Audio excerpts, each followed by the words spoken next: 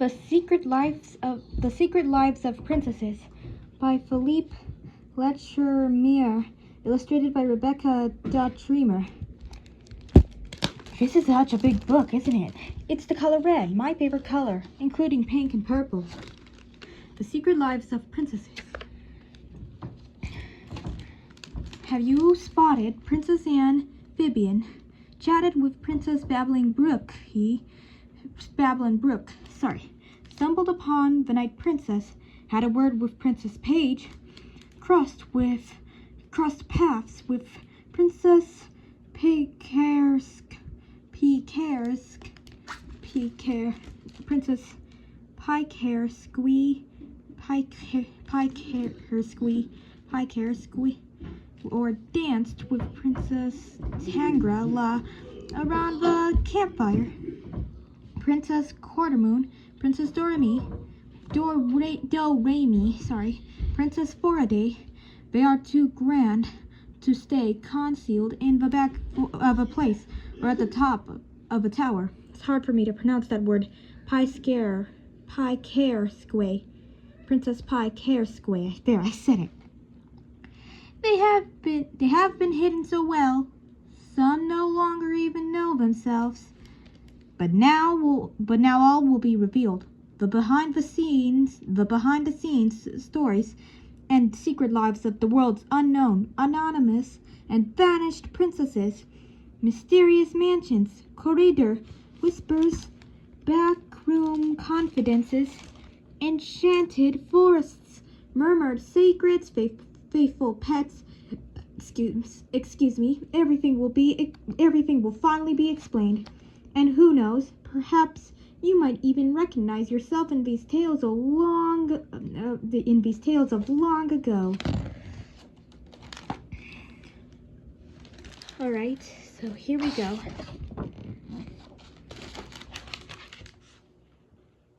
Princess Samnia. Princess Samnia comes from a royal family of do-nothings, laziness in their policy, and the sloth their emblem. Against the background of a quilted comforter, their coat of arms declares their motto. Be quiet, I'm sleeping. There are no crowns in this family, just nightcaps, no dresses, only nightgowns. And their ideal state is boredom. Princess Samnia has one fast rule: do nothing which involves the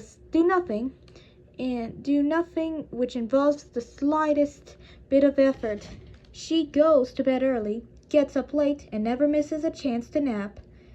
In between these moments of rest, in order to relax, she curls up on enormous cushions of legendary softness. Here's our positive, just like we've learned in English. It is related to Sleeping Beauty, using the excuse of a slight pinprick. She slept for 100 years and dragged along her kingdom into a deep slumber as well.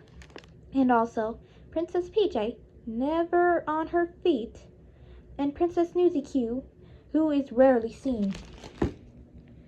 I love this story. It's kind of princessy and cute, you know? Such a big book, if you ask me. Wow. Princess Doremi, first violin in the royal court orchestra, not orchestra, because that's a mispronunciation because of the H being silent in that word, led by her husband. Maestro Tempo Moderato plays pizzicato when she's alone and agitato when she's angry. And when she plays for her husband, sometimes she's often affettuoso, and sometimes amoroso. Princess Fasola, the sister of the celebrated violinist Princess Doremi. She is blessed with a crystal clear voice and many admirers. Singing is her life. Why speak when one can't sing? Why argue when one practice scales. Wow. Grand arias burst forth when she's annoyed. Declared hymns when she is sad. Not the pronouns of him, because that's he, him. Similar than the pronouns of her when that's she, her. And yodeling when she needs to chase away the blues. When she needs to chase away the blues away. Get it? When she laughs, glasses break. When she laughs, glasses break. Not the glasses I'm wearing though.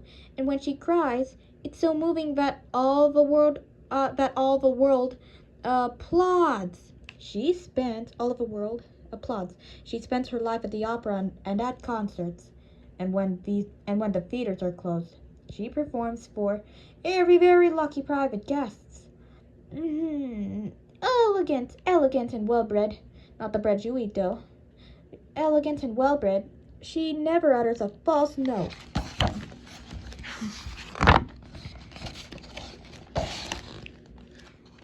Two dances to have winged feet. Not the wings that you fly with animals, you know.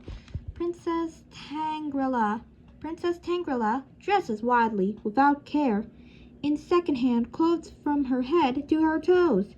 Some say she's dumpy, bedraggled, and frumpy. Some say that she is dumpy, bedraggled, and frumpy. Dumpy and frumpy rhyme with grumpy. She just shrugs her shoulders. Who cares? She's too busy thinking about dancing. She adores the shindig and the hully-gully, while the Java and Fiesta couldn't be cooler. Tangrela lisps a little, which makes some meanie snicker, but she doesn't pay attention to their kind. She's arrogant, and that means you don't care about anybody except yourself. She surrounds herself with those who are definitely not ordinary. Who wants to be among the plain and mundane? This is about Princess Page, not the pages you turn during a book. Although I'm doing it though. Although they sound the same, page and page, they're spelled differently. Even with the I in the middle. See, right there? It says so right there in the name. So, anyways, here we go. Lazy words, crazy words, little words, big words, sunny words, funny words, sweet words, neat words. Opposite and rhymes, cool. Princess Page. As soon as the ball, not the balls you play with, as soon as the ball is over, and as soon as the ball is over, or once the meal is done, we got our fancier here, as in our fanboys. Princess Page scampers away and climbs the 1,000 steps which led to her library.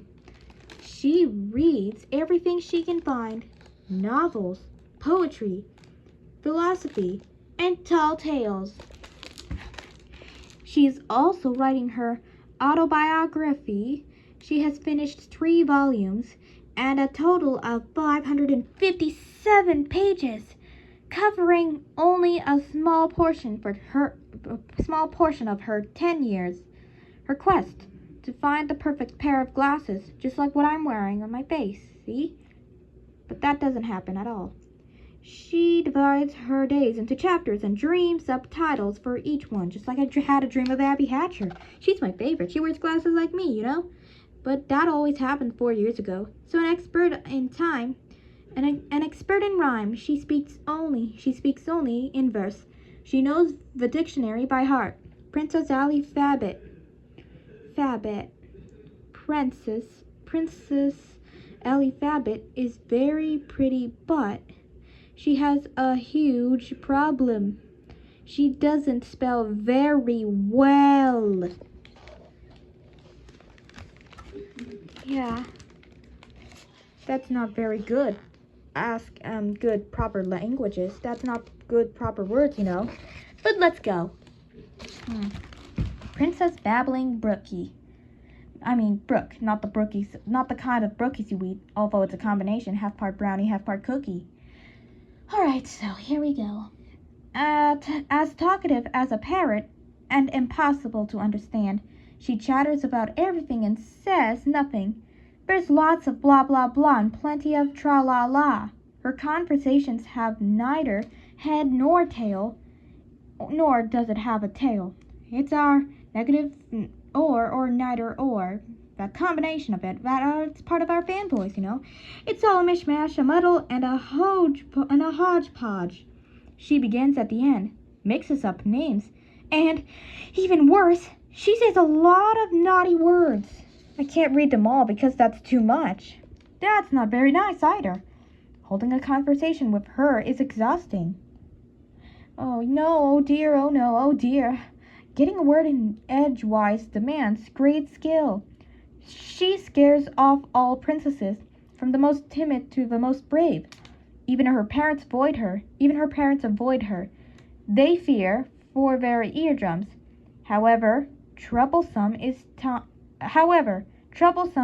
time of peace, though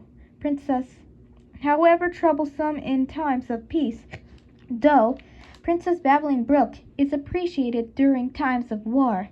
Her terrible chattering is quite useful in forcing soldiers to run off into battle when they lack courage, and, as effective as a cannon, her babbling has been known to cause even the boldest enemies to flee.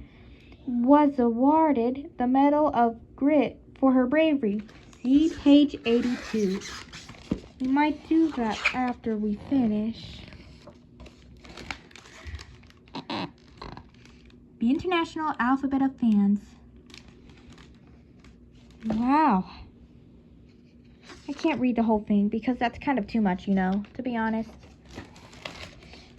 Okay, this is about Princess Mollycoddle.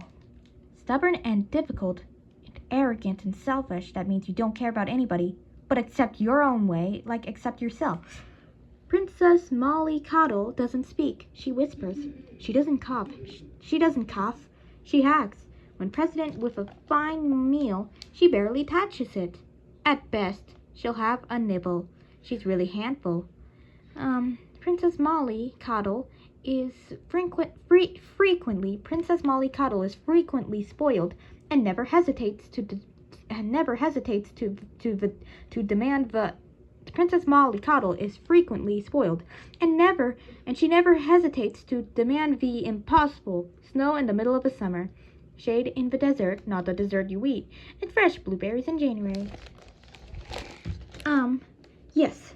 So anyways, let's go. She is most often found in her bath and expects all the details to be perfect. An ideal temperature, perfumed bath foam, rose petals, and apricot syrup. Her cousin is the famous princess of the pea, which story is well known. The queen